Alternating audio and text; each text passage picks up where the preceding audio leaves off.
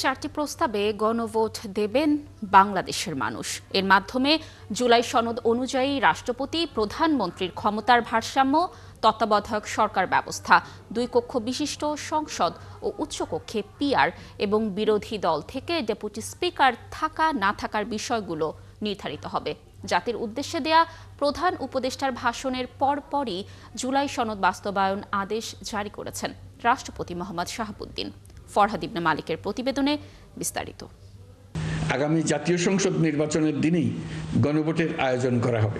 অবসান ঘটল সব জল্পনা কল্পনার, অবশেষে ঘোষিত হলো গণভোটের দিনক্ষণ। প্রধান উপদেষ্টার ভাষণের পরপরই জুলাই জাতীয় সনদ বাস্তবায়ন আদেশের গেজেট জারি করা হয়েছে।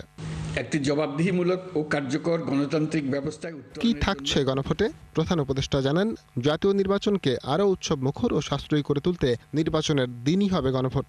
থাকবে একটি প্রশ্ন, সাথে 4টি প্রস্তাবগুলো হচ্ছে: নির্বাচনকালীন সময়ে তত্ত্বাবধায়ক সরকার, নির্বাচন কমিশন এবং অন্যান্য সাংবিধানিক প্রতিষ্ঠান জুলাই সনদে বর্ণিত প্রক্রিয়ার আলোকে গঠন করা হবে। আগামী সংসদ হবে 2 কক্ষ বিশিষ্ট। জাতীয় নির্বাচনে দলগুলোর প্রাপ্ত ভোটের অনুপাতে 100 জন সদস্য নিয়ে উচ্চকক্ষ গঠিত হবে এবং সংবিধান সংশোধন করতে হলে উচ্চকক্ষের সংখ্যাগরিষ্ঠ সদস্যের অনুমোদন দরকার হবে। রাষ্ট্রপতির ক্ষমতা বৃদ্ধি, প্রধানমন্ত্রীর মেয়াদ সীমিতকরণ, সংসদে নারীর প্রতিনিধি বৃদ্ধি, বিরোধী দল থেকে ডেপুটি স্পিকার ও সংসদীয় স্থায়ী কমিটির সভাপতি নির্বাচন, মৌলিক অধিকার সম্প্রসারণ, বিচার বিভাগের স্বাধীনতা ও স্থানীয় সরকার সহ বিভিন্ন বিষয়ে যে 30টি প্রস্তাবে জুলাই জাতীয় সনদে রাজনৈতিক দলগুলোর ঐকমত্য হয়েছে, সেগুলো বাস্তবায়নে আগামী নির্বাচনে বিজয়ী দলগুলো বাধ্য থাকবে।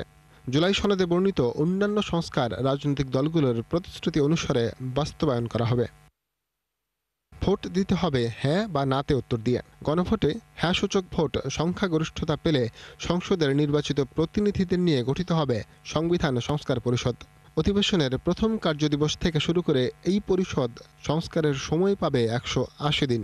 সংবিধান সংস্কার সম্পন্ন হওয়ার 30 কার্যদিবসের মধ্যে গঠিত হবে উচ্চকক্ষ। আসন বণ্টন হবে জাতীয় নির্বাচনে দলগুলোর প্রাপ্ত ভোটের অনুপাতে বা পিআর পদ্ধতিতে। উচ্চকক্ষের মেয়াদ শেষ হবে নিম্নকক্ষের সাথেই। এছাড়া অঙ্গীকারনামা অনুসারে সনদকে অন্তর্ভুক্ত করা হবে সংবিধানেও। ফরহাদ ইবনে মালিক, 71, ঢাকা।